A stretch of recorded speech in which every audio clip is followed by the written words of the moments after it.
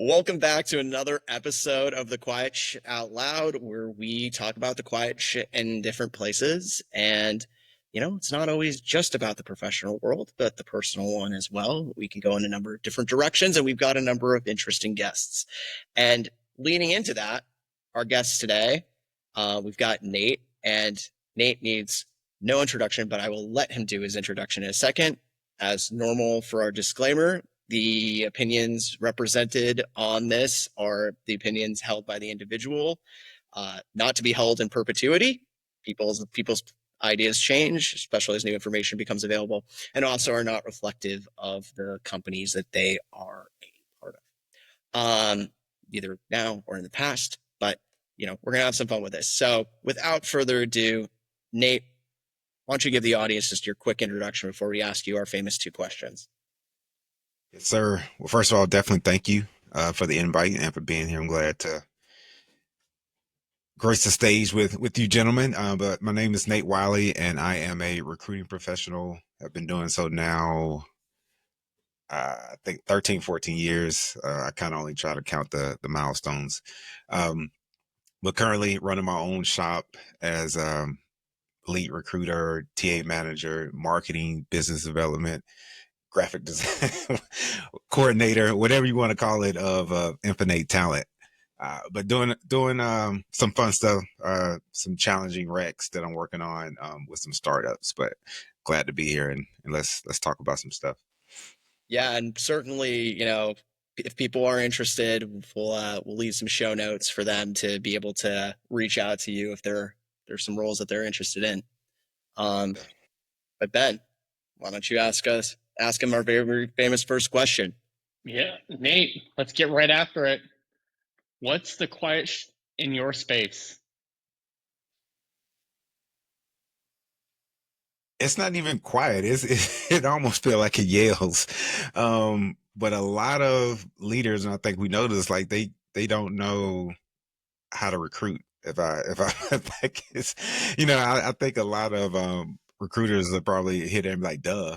But I think I've just learned that I work with some very smart people, and it's like the simplest processes that I feel like I can do in my sleep, or the pitfalls to look out for when looking to interview and hire people that are just it's mind blowing. They never even considered that this might have happened, or it wouldn't have went this way, or of course they want to take our offer no matter how low it is. And it's just like, wait a minute, what? Like always trying to piece together, like, how do you think like that? Like, it's just so it's so like, where is the EQ around here? Like, clearly everybody's a rocket scientist, but when it comes to the people side of the house, working with startups specifically, I've just learned to ask a lot of questions and make sure I'm communicating my thoughts as best as I can without stepping on toes, if that makes sense.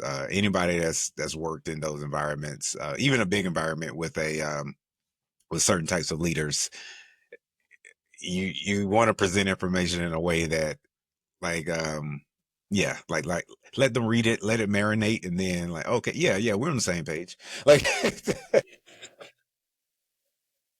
like it's not really you can't just come out the gate strong and just sort of drop, like, no, this is how it should be done, or else we're going to fail. You gotta have to let it slow roll a little bit. Yeah, no, I love that you came right out the gate with it. That is, I mean, I i was nervous. I don't know why. I knew what I was going to say, but I still was kind of nervous about it, because it was just um I still want founders as clients, so I still so yeah. I don't, Well, but I I don't mean, I want. think you touch on something which is really key there, and I think there's something in that, which is, really smart people can start companies, but you know as somebody who has their own company, as two people who have their own company on this call too, and somebody who's worked in a number of different companies and understands the operational back end probably better than most across a number of industries. I think there's more to it than just the idea and the thing. You have to think about everything else when you're founding a company, and sometimes it can be hard to see the forest for the trees for it. So I think that what you say there is really really on point to what it is. And I think my question to you right there might actually be, all right, so what are steps that people can sort of take to maybe make sure that people get informed on, hey, look, like you're you think you know, and you do know what you know, but these might be your things that your unknown unknowns. And how do you sort of help people come along and uncover them without sort of coming in with that baseball bat and hitting them in the face with it? I try my best to one just lay it out in the simplest way possible, or um, well, not or and be able to provide some story, some sort of, attachment to, I've seen this before. This is exactly what happened, or in order to help you avoid these mistakes or these challenges, let's do it this way. I do a lot of soft language. Well, let's try. Like let's like yeah, you almost have to really present it in a way of, especially if you're working with engineers, let's test it. Like let's run a test. Like I think when you start to speak in that kind of language, they get that part of it. Like, okay, yeah, like it may not be perfect on the first shot, but let's dial it in. Let's start somewhere. Let's run our experiments. Let's debrief, and then let's continue to tweak. I think once you realize that some change or some sort of education is going to be needed, it's good to run it that way. Even if you're not solving a problem overnight, you're showing progression towards a solution, which I think oftentimes like builds that credibility of like, okay, this person knows what they're talking about. Like let's let them cook. Like let's continue to let them drive this until we get to a point to where we feel like we're in a good state of, okay, this is way better than where we started, or this process was much smoother. Um, Especially because I mean, I love working with startups because we all are sort of just testing and trying things out. Even I know how to recruit. I know how to implement systems, not to your level, but I know how to get one in and get applicants in it and make a hire. Like it may not have all the bells and whistles turned on, but we can make it functional. But I've implemented greenhouse, and I know I'm only using like 50% of greenhouse, right? But I also know it's not worth the time to set it up to 80-90% because they're not going to use it. Like they don't care about that stuff. And so you have to make those decisions of like, okay, where's my time going to be best spent? Like what does this particular company at this particular time really care about, and make sure that I'm delivering on that piece of it. I You said two things that I thought were really compelling. One was the idea. It's not an idea. It's really a great practice. The shared language, the shared knowledge. Like, how do you build that connection? Right. You talked about the infamous engineering leadership. Right. Testing things out, trying things, and using the language that the people that you're supporting are using in the work that they do to be able to bring the two worlds together. And Mm-hmm. so I think that's really important because when you started with I tell stories, and the story helps build that connection to, hey, now we can talk about the outcome that we're trying to drive, right? And I think that's what helps set the foundation for a really strong relationship, doing what I would say is arguably some of the most stressful work, building a company, and then trying to find other people that are going to share in your dream and your vision of what your company could look like in the future. That that last piece you mentioned is huge in startups, and I don't want to get off on a too big of a tangent, but that's is something that I'm even working on personally to sort of fast track my connection to a founder's mission and their vision and what they're looking for, because they're looking for that in candidates. So I can find a good candidate all day. Like literally, they'll reject them because, if they feel like this person is only looking for a job, then they're not a good fit here. Like we want someone who believes in this and wants to build this, and being a recruiter, right? Like I want to, I want to, tie a bow on it and say, hey, we're done. We found our guy, and move on to the next thing. But, they are thinking more so about the long term and understanding they want to get someone who's with the company for the ride, and not just someone who's looking to, take a, just a hop in their career. But, that I, the thing about working in the startup space that I've seen is just the candidate pool just gets so small, because there's so many great engineers or project managers or recruiters or whoever, like, but it always just comes down to that connection piece, which is tough as a recruiter, just speaking about myself personally, because I can talk to Jeremy and be like, hey, like this rec ops guy is great. Like we got along awesome, and then you can have a conversation with someone else within the team, and maybe there's a difference of thought there. And it's like, I don't know, like, and they're completely turned off by that, just that quick, because they know that you're going to be so heavily involved in what they're building that, I can't afford to sort of take a chance on someone that I didn't click with in that way.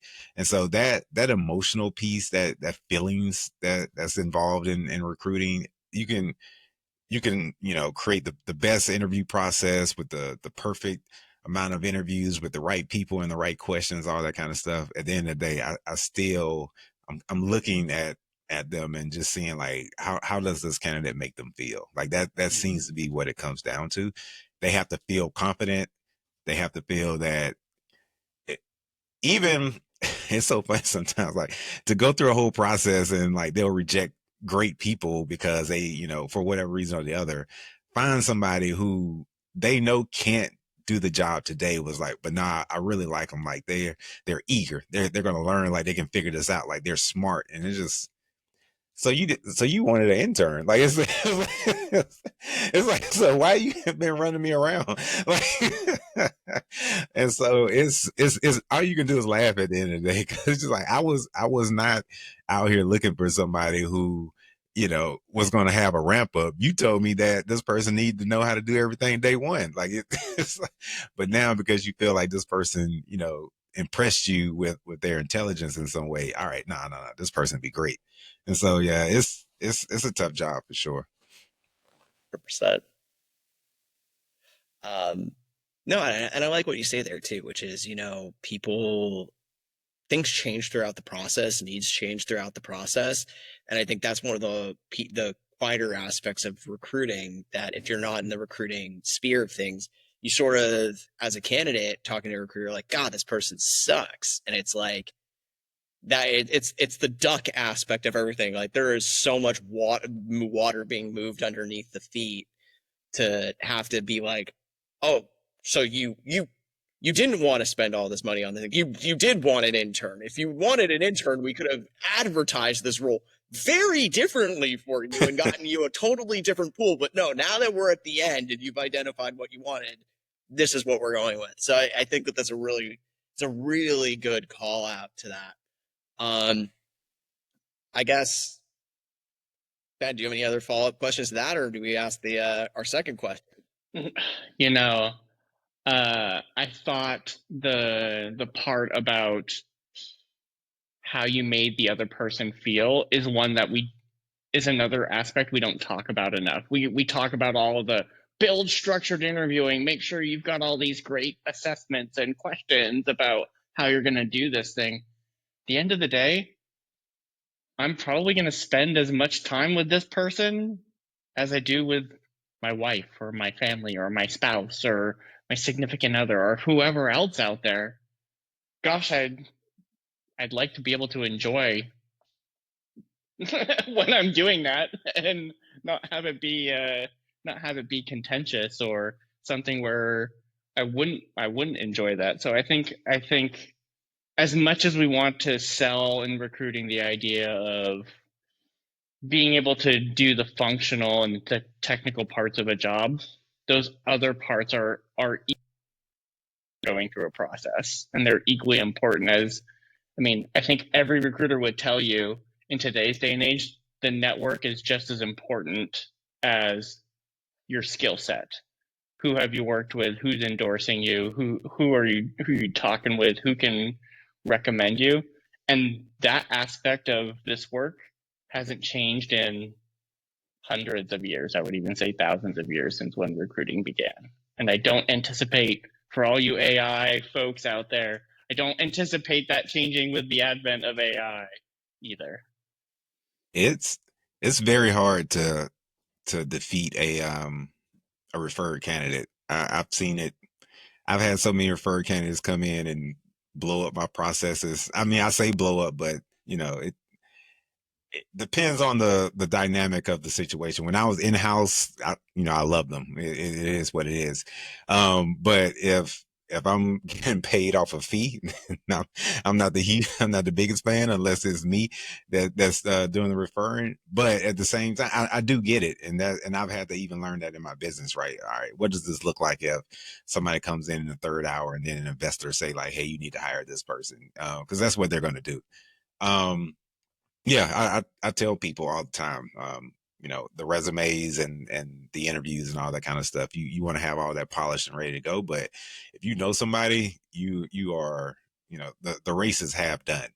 You really just have to come in and not be socially awkward, and usually usually you'll get the offer because you have people vouching for you that they trust, and that goes way further than answering a question, right? Well, to close us out here real quick at the end, what do you think is the about your career?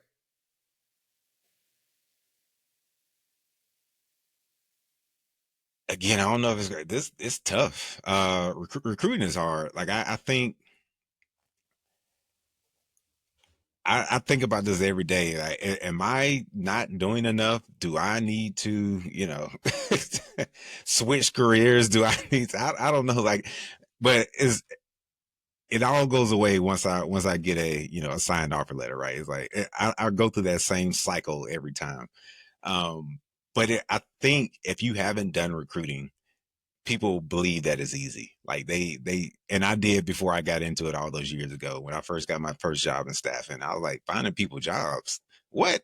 Like this about to be a breeze. like it was. I thought I was scamming them. I'm like, y'all gonna pay me to find people? And so once I got in it and realized, like, oh, okay, that's why y'all offer commission. Like this is sales.